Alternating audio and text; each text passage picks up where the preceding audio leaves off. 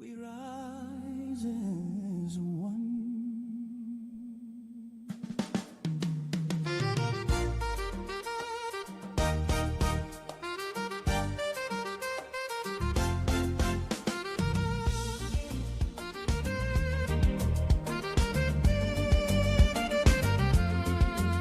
From the pharaohs of Egypt to the super eagles flight, the Atlas lions roar with might. The elephants of Côte d'Ivoire charge ahead. Hey, Africa, twende sasa. Let's go now. De Dakar, Dar es Salaam. Minel Koyara, Citi 97.3. Accra. De Luanda, Maputo. We rise as one.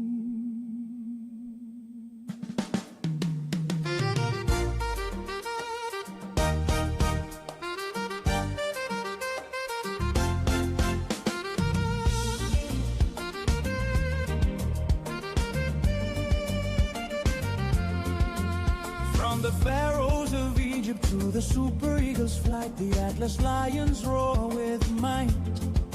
A wonderful afternoon to all of you out there. Welcome to another broadcast of Inside AFCON on 97.3 Citi FM. Benjamin Nketia here. The one show that gives you the updates, the news bits coming out of the tournament, the top goal scorers, the tables, the qualified teams, from the mountains to the shore, a review of the games, and also a preview of what's to come. We're glad to be here. It's the final day of the year, 31st December 2025. I'm sure a lot of you have a lot to be grateful for. By most standards, this has been a tough year for a lot of people. Yeah, Charlie, it be so day. Take it on the chin, take your lessons, and see where that takes you. My one time in church, people too will be in church tonight. I will not go to church all year, but I will be in church on 31st night, people. Shout outs to all of you. The boys are laughing in the studio. They are guilty.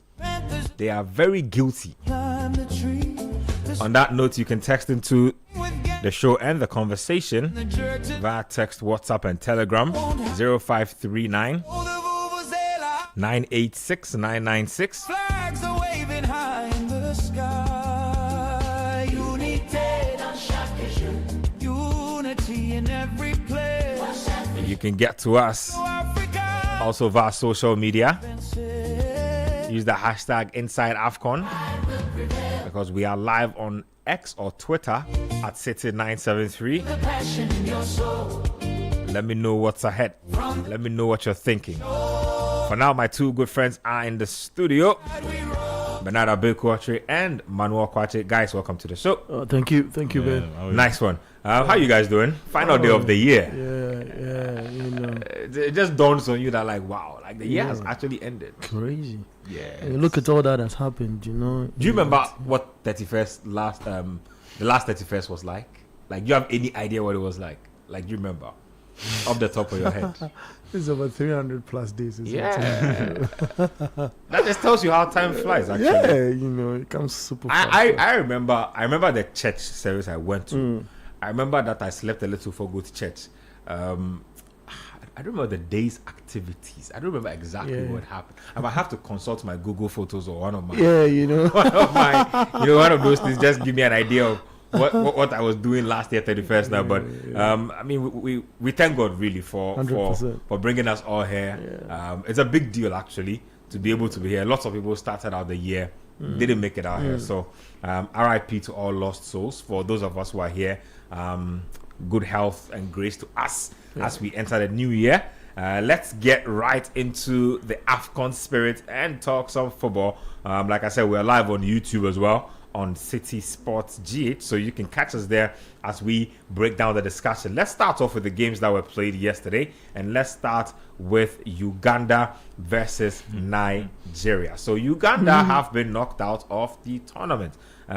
Uganda, very interesting stats. They ended up using all their 3 goalkeepers they brought to the competition. So Dennis Onyango suffered an injury yesterday and ended up being replaced, and then his replacement picked up a red card.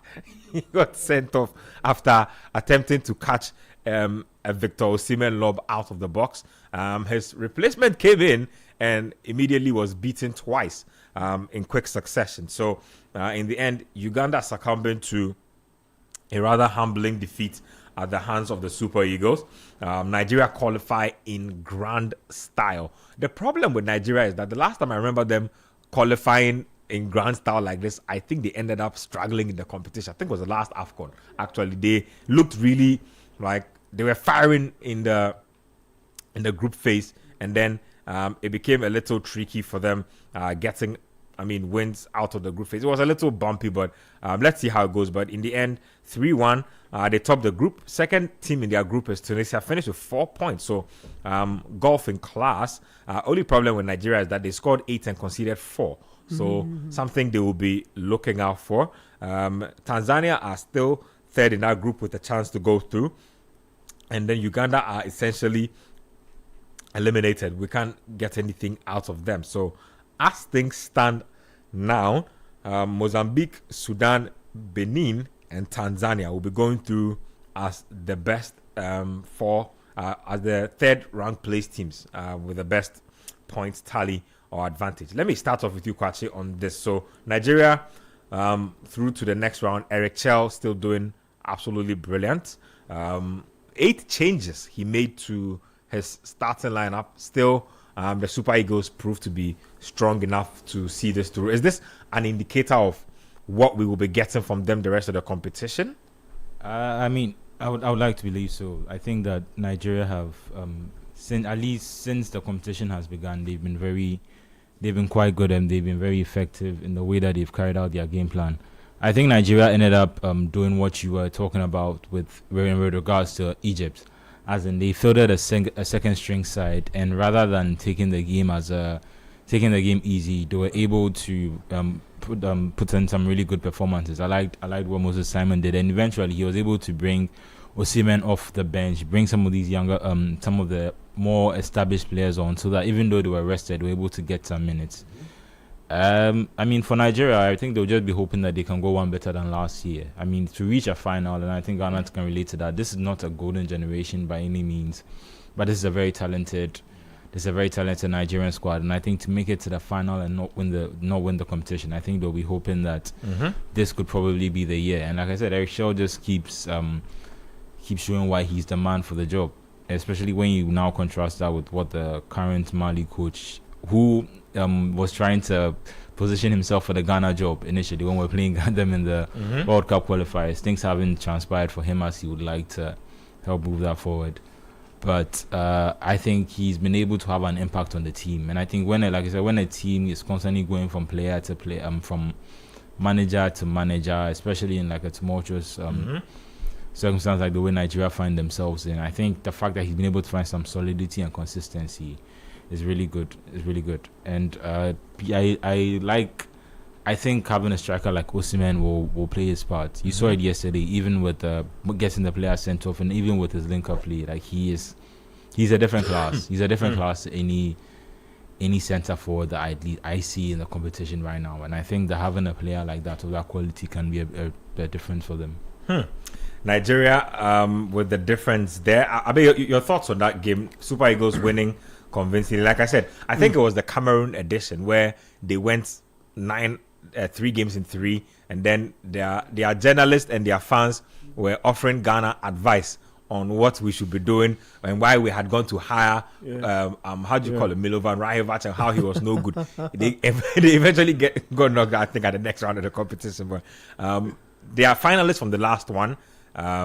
They've had a very up and down type of last 2 years, I would say. Clearly, like we established, it might sound strange, but they have the quality to win this competition. Nigeria, it has always produced that kind of players who are most talked of when you come to players who are establishing themselves in the European front, if you want, for example.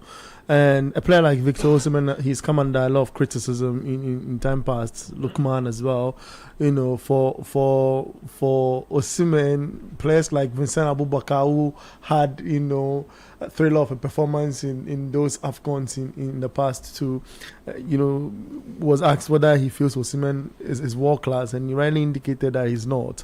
I mean, those thoughts and all of that will be lingering, and you come into a competition of this sort, and you could rightly indicate the numbers, for him and Lookman, because he indicates that they came into this tournament prepared and they want to really lead this Nigerian team to that glorious height. For me, I feel Nigeria have a shot at getting, past this 24 tournament. So we go into the round of 16 now, isn't it? So getting past the round of 16 into the last 8, because they're going to play a third best placed team. Let us not forget. And we'll only have to wait for today's event and all of that to wrap up, and we'll be able to confirm that. I feel they've stamped the authority.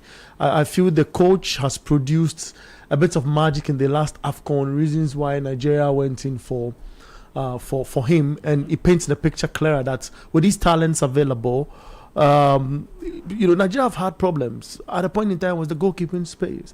At one point in time, it was a striking phase where a striker meets an empty pole and decide to balloon the ball out wide, where they get the keeper who is not suffering with reflexes, but a little sort of focus drift. I mean, not to defend them, but there was a point where I think there was a report that came out about Nigeria and how they struggled playing in their own stadium at home, and how the pressure of the fans sometimes when they were at home meant that playing at home was rather less advantageous to them. So it's not something that has gone away. It's still there. Yeah, I'm not justifying some of these unexplainable misses, but I think when you put more pressure on yourself than is necessary in such a situation, sometimes it makes it difficult to just perform as you should. I mean, you recall a player in Yakubu Aigbeni, and he meets an empty pole. The keeper is nowhere to be found, and the guy is ballooning the ball, he into the stands and all of that. I feel Nigeria has gotten a solid striking base now.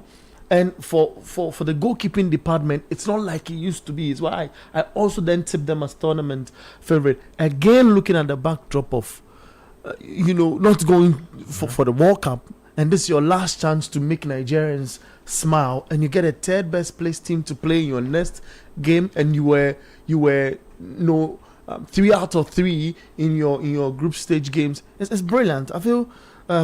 Eric is in for something. We know technically how good he is. He's shown it before, and this is the time for Nigeria to go for it. Well, Nigeria will be going forward, like I said, to the next round of the competition. Uganda, though, out of the competition. They looked really happy when they scored, though. I don't know if you saw that. Okay, in the first 45, they didn't hit a shot. No, but and it should be worrying, isn't it? I mean, you come into a tournament. Look, if you listen to the coaches, or if you speak with the coaches, they tell you go into tournament targeting the weaker opponent and knowing when to draw and win. It's important. So against this opponent, I go in for 3 points. Against Nigeria, I'm going in for a draw, and that's how you sum up points, because it's a group phase. But subjectively, they are the weakest team in their group. Tanzania will look at them as the weakest team in the group. They will probably also look at Tanzania as the weakest team in the group. So in the end, I can understand where you're coming from. But if you couldn't get a point off Tanzania, I'm not sure how. I mean, they actually did get a draw. I'm not sure how you're going to progress to the next round. But I'm really eager to see where they go from here. But if Tanzania is they drew with Tanzania. They had got 2 points. Yes, but the draw, if I'm right, the draw against Tanzania, Uganda had a last-minute penalty to win. Exactly. And the player missed it. And for Tanzania to progress with 2 points. That's literally their tournament there. That's the thin line between progressing and not progressing. Convert that penalty, and we might probably have been having a different conversation right now. So that's the word on that one. Let's talk about Senegal also. They were in action against Benin in a game that they dominated right from the early blast of the whistle. So 3-0 is how that game ended. Sek got the opening goal for Senegal, connecting with a cross was a really good goal. Crepin Diatta with the assist in that one. And then they had Habib Diallo and also Ndiaye finishing off the job there. The little blot on this game was the red card to Kalidou Koulibaly. Very interesting. Sent off in the 71st minute, but really didn't bother the Senegalese much at all. They basically recalibrated, shut up shop, and managed to see the game out. So in the end, it was a pretty commanding performance from them. I give them a lot of credit for how they put this game to bed. Very professional performance from the Teranga Lions. I like how you put it, and I feel another sort of a solid performance from that midfielder who plays for Monaco. What's his name? Crepin Diatta. Yeah. He has been solid because there've been a lot of criticisms, around his persona, if you want, for example, in time past, which is unhealthy. But he's kept his composure. He fixed his gaze at, making sure he gets constant call up into the national team pace performance, and he's playing for Monaco, and that's no mean achievement, So I feel to play in defense as a midfielder who've come under a lot of pressure and all that. Played a right back. Right back. I mean, traditionally he's a winger. That's it. Yeah. To drop back, it means he's understanding the current trend of what football means, and it's producing the same quality in his national team. A star started, if you want, national side, and in fact, from the scoring ratings, a goal. From the ratings from the game yesterday, some portals rated him as man of the match. It was so fantastic. He and Sek both were given the man of the match spot. So, quick thoughts on that game. So Benin set out with a defensive and counter-attacking mindset in that game, tried to sit back. Senegal were really just too strong. Yeah, and I mean it was working for a long time, but then they got a set piece in the 37th minute and a good delivery into the box, and they were able to take advantage of that. And I think once they broke their resolve, it was much more difficult for them. For Koulibaly, he was slightly unlucky in the sense that I think he was the last man and he took a challenge. So a player gets the ball, and while he's trying to go for the ball, I think he steps on the Achilles heel of one of the players. Initially, he was given as a yellow card, but the referee had a second look at it through VR, and then he got sent off, which means he probably misses their next game in the round of 16, which is great. They don't get knocked out. Which is going to be interesting without their captain. But I think it was a solid performance from Senegal. I think it's key to mention Nigeria are the only team that got, or at least so far, Nigeria are the only team to have 9 points from the group, which. If at least at the start of the tournament, that should be a statement. But Senegal, like I was saying yesterday, by all the metrics, they also look like they are going to be one of the teams to go further in the competition. And I think the win against Benin, while it was expected, was still an impressive performance. Expected but impressive. Well, let's talk about Tanzania versus Tunisia. Finished 1-1. Abeku, did you predict a draw in this game? I predicted 0-0. 0-0 draw. So at least you came close. But it ended 1-1 in the end. In a game where the Senegalese, the Tunisians took the lead through a penalty, and then right after the restarts, the Tanzanians managed to get an equalizer. In the end, it ended 1-1. Tanzania still, like I said, with a chance to progress. They are fourth on the table. To make it so, it looks like they are just but just like what you were saying yesterday about Angola, I think it's also one of those situations where they are reliant on other results, and I'd be surprised if they go through with 2 points. If no other team from both groups is able to get something better than 2 points. So that's the situation. I won't dwell too much on that game. Let's talk about DR Congo, also winning by 3-0 in their own game against Botswana. DR Congo very dominant in that encounter. Mbuku Gayo Kakuta with a brace in that game. When I say the name Gaio Kakuta, I always just go back. Charlie, do you remember 90 Minutes? The newspaper 90 Minutes? Yeah. Charlie, those days Gaio Kakuta was a hot prospect. He was a wonder kid back in the day. They said he was going to be one of the biggest things football had ever seen. Ironically, the best of his football came after Chelsea and all of that. I think he's played his best football in the French Ligue 1 in recent times. Played for Lens, I believe, in the season when they came close and they made it to the Champions League. Naturalized decided to play for his home country in DRC. And I like the DRC team a lot. I've been saying it for like the longest time. I mean, a lot of them are people who are playing or were eligible to play for the nations they were born in, but they chose to come and play for a team of their motherland, i.e. Axel Tuanzebe and guys like Wan-Bissaka. Oh, I'm just saying, guys like Wan-Bissaka. So I'm happy for them. 3-0, easy win for them.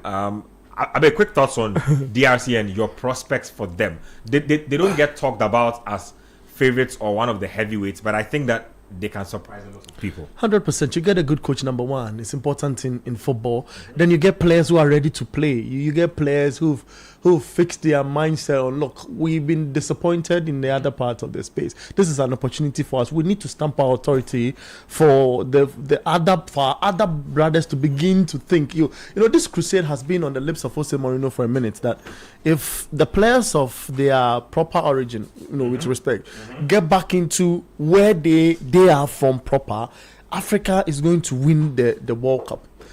Look, it gets even. Well, this might be a little controversial, but it gets even much closer to what DR Congo seem to be experimenting.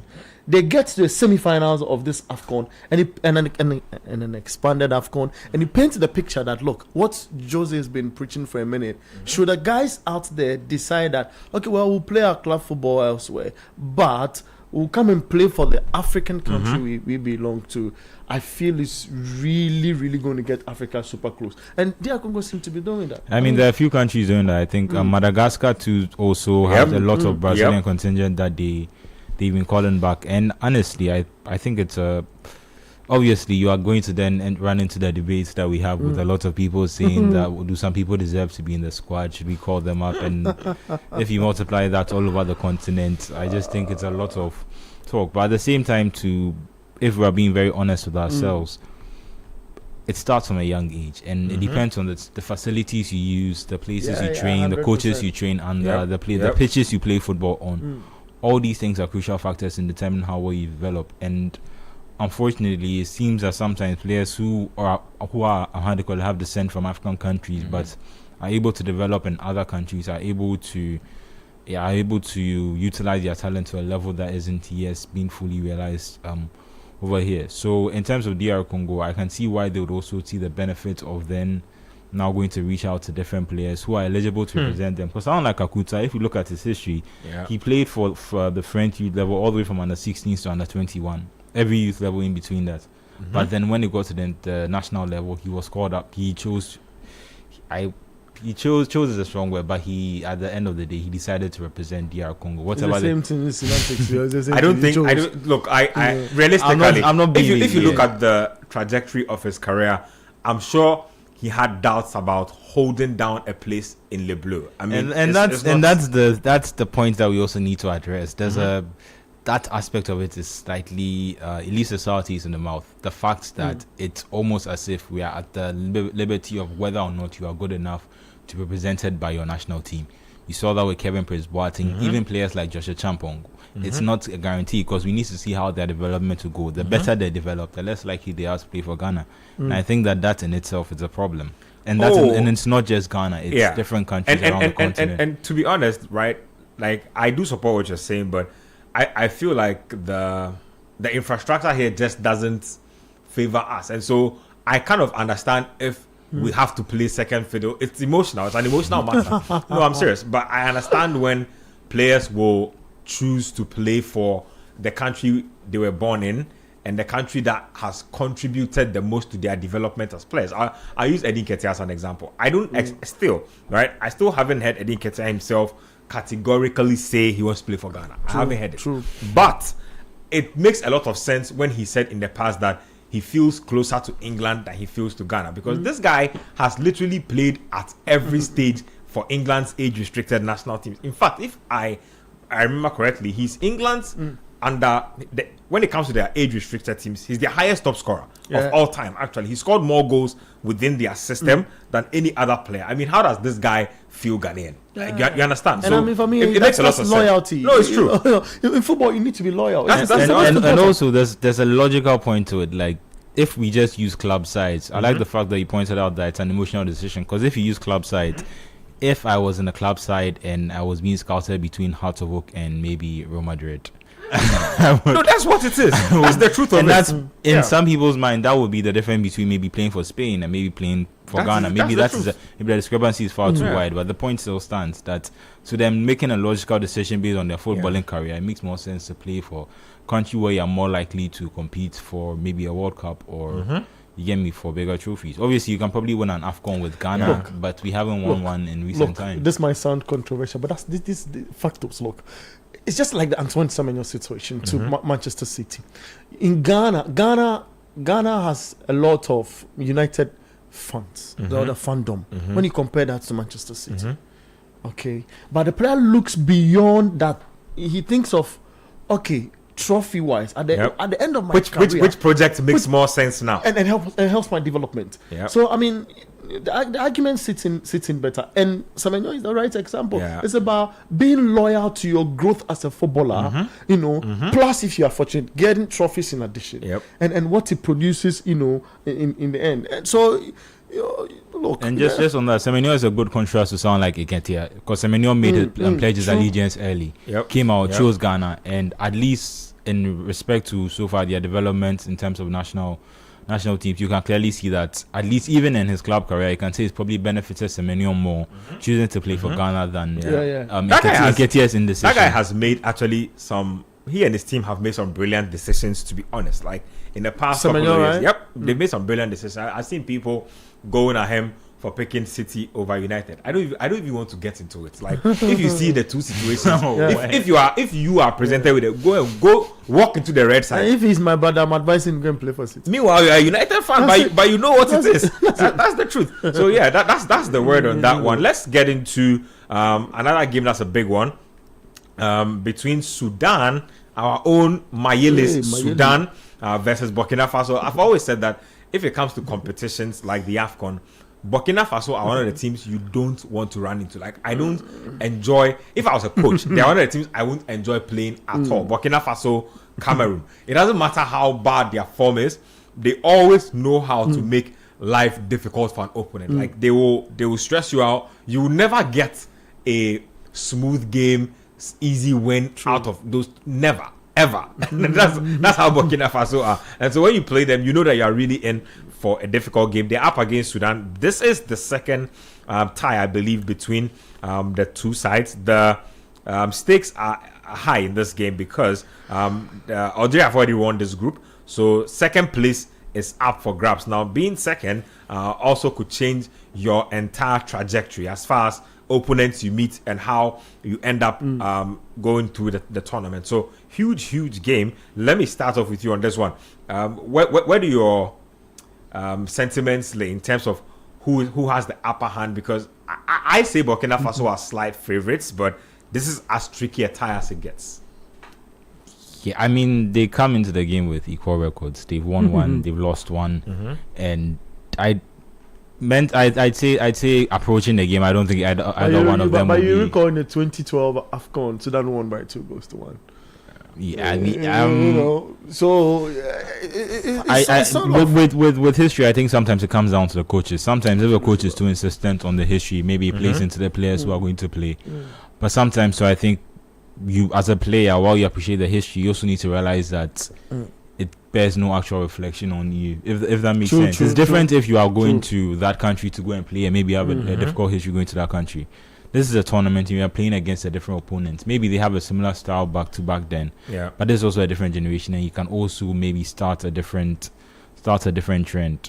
I think Burkina Faso would fancy themselves over Sudan, but I think based on how how well Sudan did together win against Equatorial Guinea, I think they'd fancy themselves to at least maybe hold on, get a point, and then to like guarantee their qualification to the next round. Oh, they're in a fantastic position, Ben. If you look at the table for the third best place, they sit comfortably in second after Mozambique, and I think fetching a draw in this game, looking at how. I want to put a certain word together. Look, the Burkinabes look like a wall. Yeah, they're trying to obstruct your play. 1, 2, they are going in with hard tackles. 3, they're going to go in for a bit of long balls and try to expand the play and make you suffer. I like how you put it. I think look, they are like your perfect mix of everything. Yeah, they have tall, big, strong players. They have quick, agile dribblers. They have hard tacklers. They have long ball players. Like they have a very sweet mix of everything you need. They can be rugged and they can play. They can park the bus if they need to. If they need to open up and play, they can play. So I get what you mean. Let me just read a few thoughts, quotes from Kwesi Appiah before we move the discussion on. So Kwesi Appiah says, and I quote, "Our match against Burkina Faso will be an important one. They have players with real quality, but we also have a good team and we have prepared well. It will be an exciting game for everyone. As coach, I focus on the next match, not the past ones. Burkina Faso have a very strong squad with many players based in Europe, so beating them will not be easy. We will give everything we have and raise our ambitions to make the Sudanese people happy." Now, it goes on to say that the situation is difficult for us, as everyone knows what Sudan is going through because of the war. Despite that, our players have given everything. Our goal is to bring a smile to the faces of the Sudanese people and make them proud. When you qualify for a competition, you must show why you deserve to be there, and we will fight to win. So Kwesi Appiah appears to understand the context of Sudan as a nation very well. He's lived there for quite a while. In fact, I probably think he speaks the language right now. He's been there for quite a while. I'll ask him the next time. Yeah, I see him. Absolutely. There you have Kwesi Appiah expressing his thoughts there. But huge game. This will be, like I said, second official meeting, first encounter at an AFCON final since 2012. Like you mentioned, previous AFCON meeting came in the group stage of 2012. Sudan claimed a 2-1 victory over Burkina, and even then they were underdogs. So huge one. Is Kwesi Appiah up for masterminding another upset? Can he do this? He did against Germany with Ghana under difficult circumstances, where a lot of the football connoisseurs wrote Ghana off and didn't give him a little chance. But he went into that game looking ahead, like he describes in that interview, that he looks at the next game directly before him. I think he's going to give Burkina Faso. They might think they are bulky, they might think they know how to obstruct play and what have you. But I've seen Kwesi's. In the Sudanese players, everybody's long. No, everybody long in that team. Like, I don't think they have a few not so tall players, but they are a team with height as well. Yeah, and so it's a boot for boot sort of performance. And Kwesi's gotten a mixture of fighters and people who listen to tactical instruction, and it was sitting this game proper.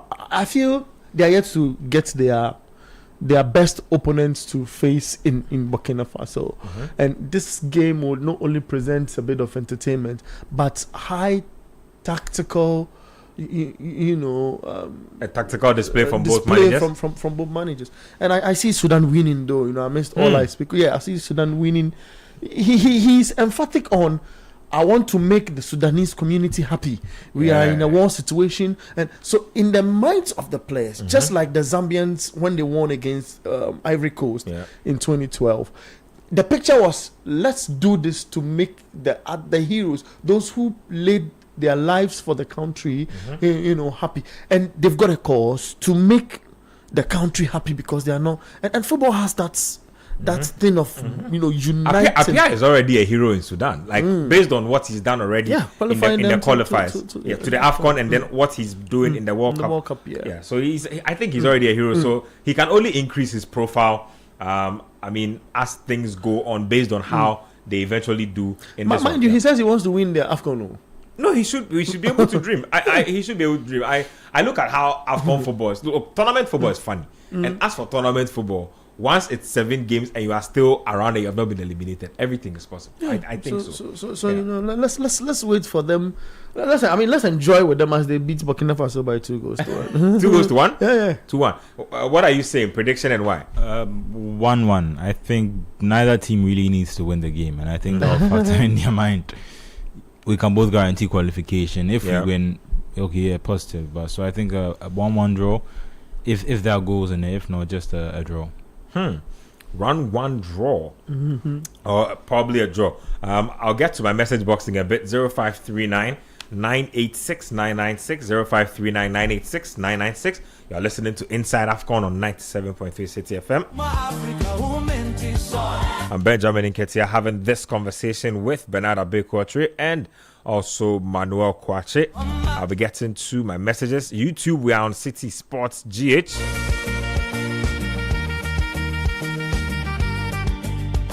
Redeemer Selom says, Happy New Year, guys. Watching from Williamsburg in Virginia. Big shout outs to the people in but Williamsburg. we are ahead 5 hours, so why is he already wishing us happy?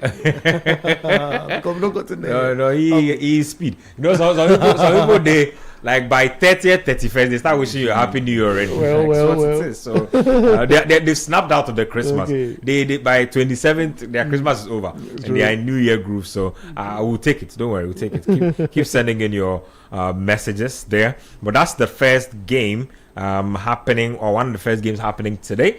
Sudan versus Burkina Faso should be a really good game. Let's talk about Mozambique versus Cameroon.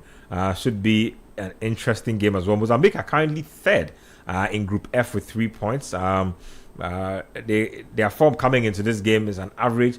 It's average, basically 1 win and 1 loss in their last 2 games. That's how they fared. If you look at the opponents in Cameroon, they are favorites to win this game. Currently joint first in Group F with 4 points. Also a win and a draw in their last 2 matches played. Huge game for them. Cameroon have been a melting pot of off-the-pitch issues, tussles between the sports minister and our own good friend, the FA president, Samuel Eto'o.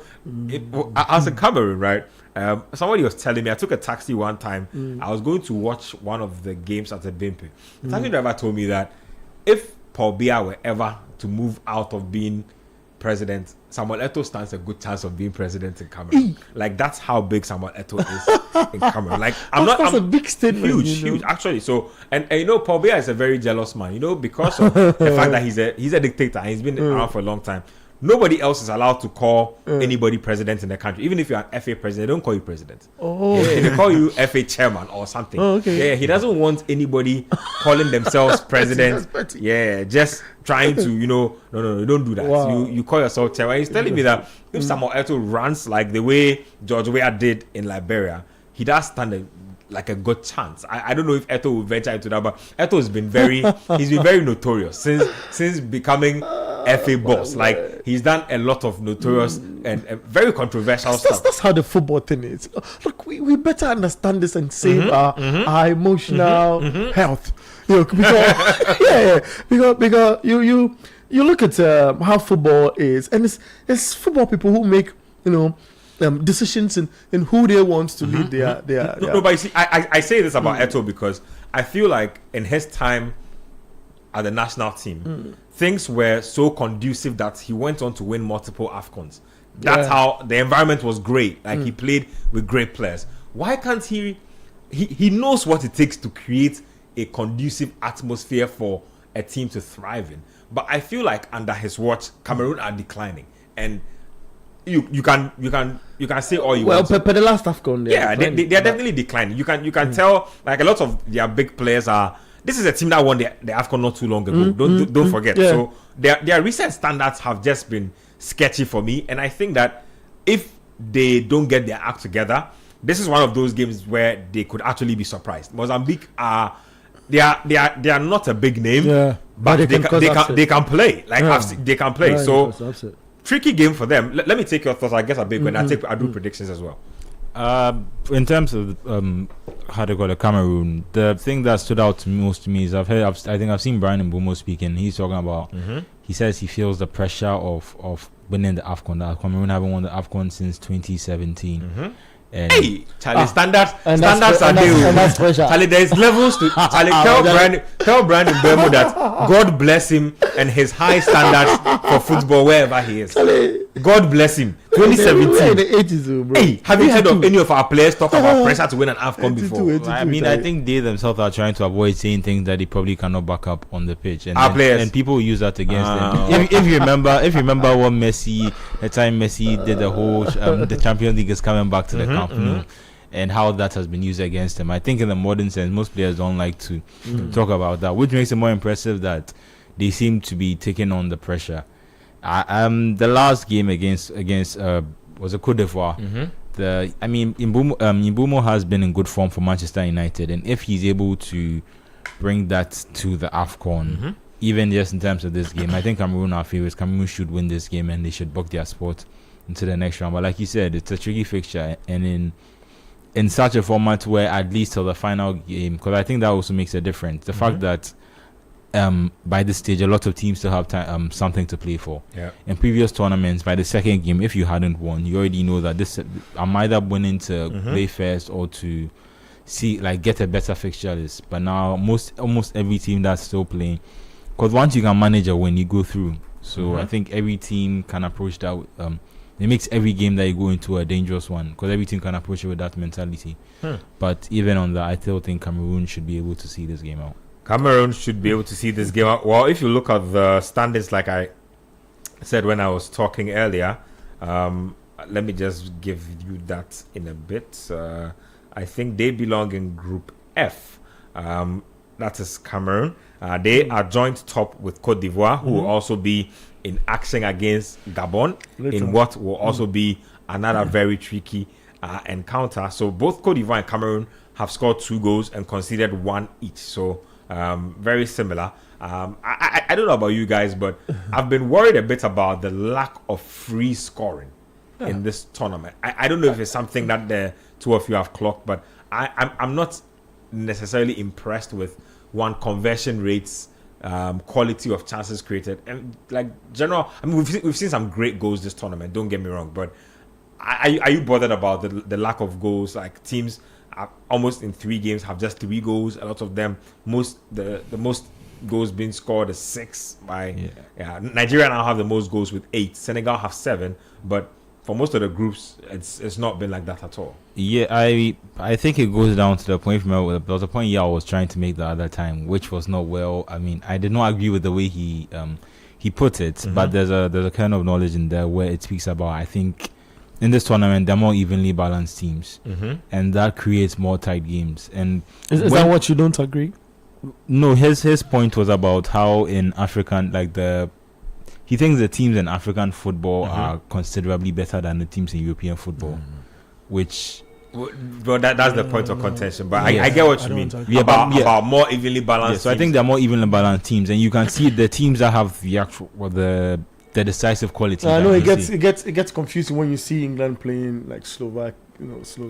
England forever playing Moldova and Malta. Anyway, no, but that's what I'm saying. But at least for the African, that's how Hurricane has been padding up his goal numbers. And someone's good in Saudi Arabia. Don't do that. Against Liechtenstein and Latvia. Let's not do this. We've been seeing Portugal's games. Let's not do this. Portugal have been playing against Soboslai and Co. England are always playing Uzbekistan, Malta. You get it? Don't do this. That's my point. Don't do this.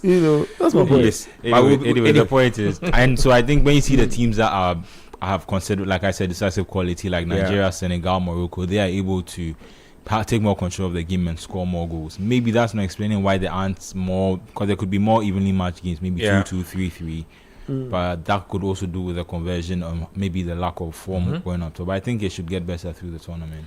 Should get better. Well, I think tournaments at the group stage be placed in that module. Yeah, and like I said, a lot of teams have a lot to play for, so there's tension still. That will also be the same in the round of 16, though. So I don't know how much that would affect. Yeah, but that's in the round of 16. When you are knocked, when you when you are beaten, you go out, isn't it? But in this phase, you have an opportunity to get your get up your lions, and then you can go for it a bit more because you need to win to progress. But here you can be more conservative. Yeah, so in the group stage, it's like it's your luck. One is your ability to pounce on your chances and make them counts for you. So I mean, at this stage, I'm not so surprised. It's only that some games have been a little boring. I mean, we saw that game between there have been a few boring games. If you are looking for that, I can give you a few of the top of my head. No, I mean Mbomo up against Ahmad was a good game. Cote d'Ivoire, Cameroon. That game ended in a draw.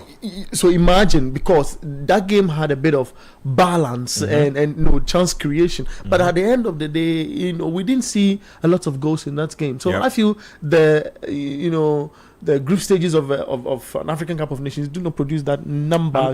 I'm sure the knockout phase will explode into life, because one, it's win or go home, really. So then you don't have the comfort of being conservative. So we'll see how that goes. But Gabon, they I believe they need to win today. Let's talk about that game. Gabon, Cote d'Ivoire, big game for them. Gabon need to win today and hope that other results go their ways. They'll definitely have blood in their eyes, because Cote d'Ivoire, if you look at what Cote d'Ivoire have done, a draw and I believe a victory, meaning that they have 4 points? Yeah, but 4 points. But what's Gabon playing for?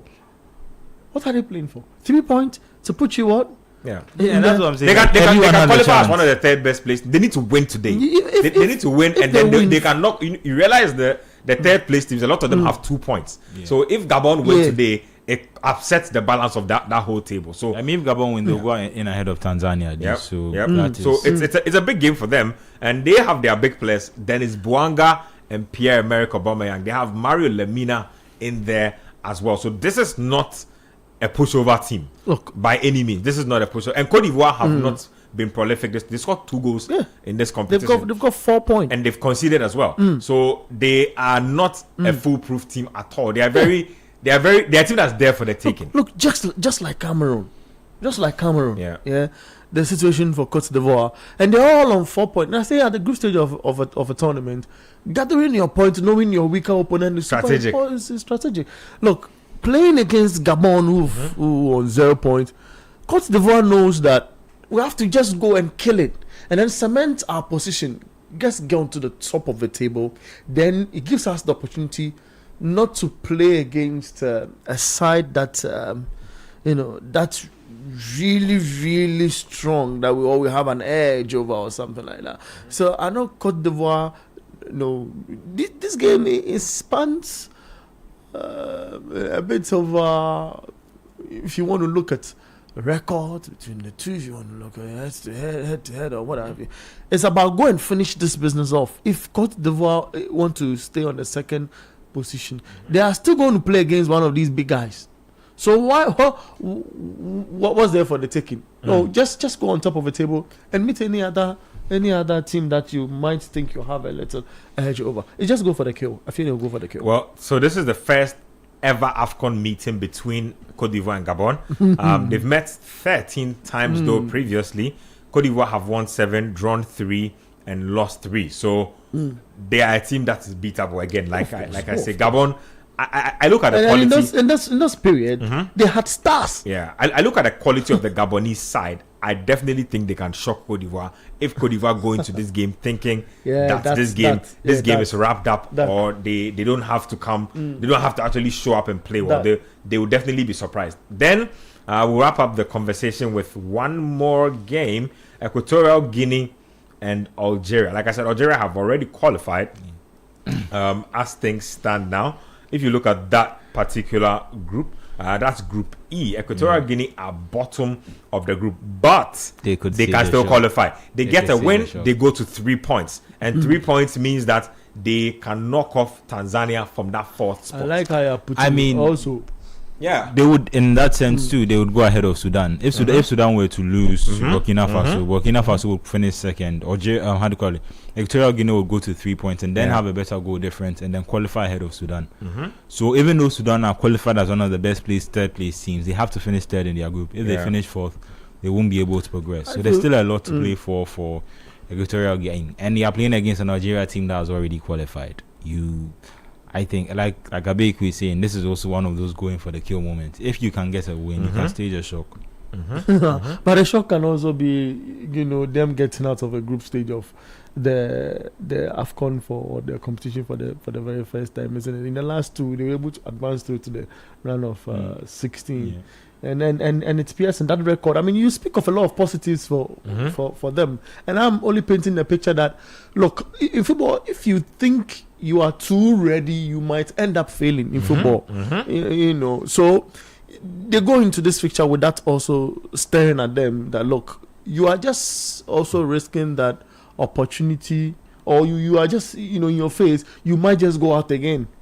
You might just exit the competition for the very first time, after getting in the last two, and it's quite disturbing. But if they can keep their heads down, cool, calm, and keep their composure and go into this, just maybe, I feel the odds percent. If you check the percentiles, it's not really in favor of them winning, but just maybe football is a different ball game altogether. Different game altogether. Just final thoughts here. You want to say something? Just to look. I'm looking at the draw bracket right now, and I think it's interesting to see where Nigeria are. Even though the opponents have not been determined, they fall in the same side of the draw as Algeria and DR Congo. So in the quarterfinals, they would be facing the winner of, I would say, likely Algeria. But it's either a match against Algeria or a replay of the continental playoff for the World Cup, where they meet DR Congo again. And if they were to progress from then, I think their most likely opponent again would be Morocco. So for Nigeria to win this tournament, they would have to, even though the group stages have been convincing, they would need to go through the best of the best so far, at least from what we've seen so far in the tournament, to have a chance of making it. So I think it's also important, like for some of these things, I think it's also important which side of the draw you land on. If you can find a way to avoid that side of the draw and then fall on the other side and probably get an easier route to the final, that could also be crucial. Crucial. Like I said, Gabon, they'll be keen to get things right in this particular game. Also want to quickly point out the other game. The Egypt Benin is already certain, and Mali Tunisia in terms of the round of 16. And Morocco Tanzania too. So we have those ones already. We have those ones confirmed. So. Let me just take, I don't know if you guys do prediction and then final thoughts before we wrap it up. No, I think final thought on Nigeria is they are going to do it 19 games that they are winning in 90 minutes or inside 90 minutes, and particularly against this particular opponent, it gives them that chance to want to do that. They know the terrain where they are playing their game. They know they have a lot of against in terms of fandom, fans who come to the stadium. They know because there's tension in these North African countries and what have you. So that said, I believe Algeria, they're going to win by 2-0. So that's the word, says that Algeria to win by 2-0. At least according to how you are reading things. So let's see how it goes. We have a good round of matches at our disposal. Let me read a few messages from YouTube and then we are gone. Sweet Kwame says, good morning everyone. Looks like the people are just waking up. And the other side, in the States, so other side of the world. It says more African teams are defensive minded than offensive, like the North African teams. Look at the Black Stars. They are more concerned about conceding than scoring goals. So that's the word on one of the situations being spoken about. But that's it for our show here today. Thank you very much, Abeku. Thank you very much, Manuel. That's it for Inside AFCON. I'm Benjamin Nketia. Same time tomorrow. We'll be back with more.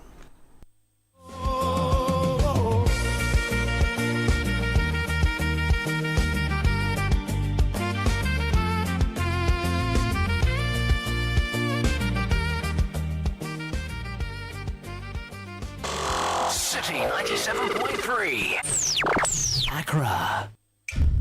The Kakamutobi come out in the festive season, and they are as scary as our bills. But we don't want to miss out on parties, family, and festivals. Whether you say Akwaba, Maraba, Wezo, or Obake, EcoBank says tap into vibes in the 5-star enjoyment promo. Be one of 10,000 lucky winners when you deposit multiples of 400 Ghana cedis or take a loan in multiples of 4,000 Ghana cedis to win up to 1.5 million Ghana cedis in cash and prizes. 1-year insurance cover, gift vouchers, and more. That's not all. Use your EcoBank card, mobile app, USSD, or POS to transact and enjoy up to 15% discount. Tap into vibes with EcoBank. T's and C's apply. Bill shouldn't scare you. EcoBank, the Pan-African Bank. EcoBank will never call or text asking you to verify sensitive information like your PIN, Ghana card, or bank card information. Pay better attention to details.